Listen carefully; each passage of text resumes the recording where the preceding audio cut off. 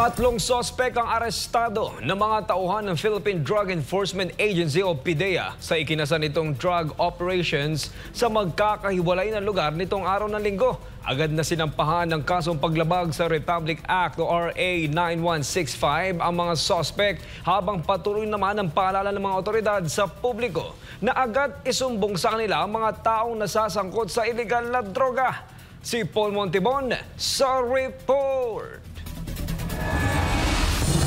Matapos na magpanggap na poser buyer ang ilang tauhan ng PDEA, agad na inaresto ng mga otoridad ang tinaguriang high-value drug personality sa ikinasang buy-bust operations ng mga tauhan ng PDEA Region 4A Special Enforcement Team, PDEA Regional Office sa National Capital Region at PNP Quezon City Police District Drug Enforcement Unit. Nangyari ito nitong araw ng linggo, January 26, 2025, ganap na alas 10 ng umaga sa Barangay San Bartolome, Novaliches, Quezon City.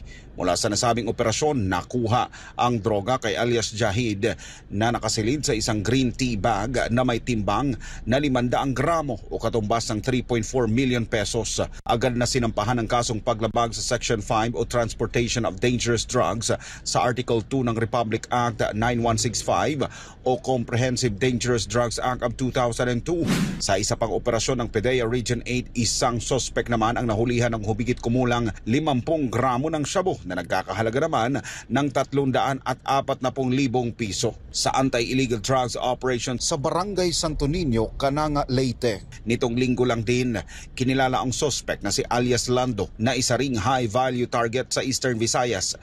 Habang sa halagang 600 piso, natimbog naman ang isa pang drug dealer ng masakote ito sa ikinasang drug buy-bust operations ng PDEA Region 8 Biliran Police Office. Kinilala ang suspect na si Monching na may bitbit na 0.09 grams ng shabu. Kasalukuyang naghihimas rehas ang mga sangkot sa droga na may kinakaharap na kasong paglabag sa Republic Act 9165. Para sa Diyos at sa Pilipinas kung mahal, nag-uulat Paul Montibon, SMNI News.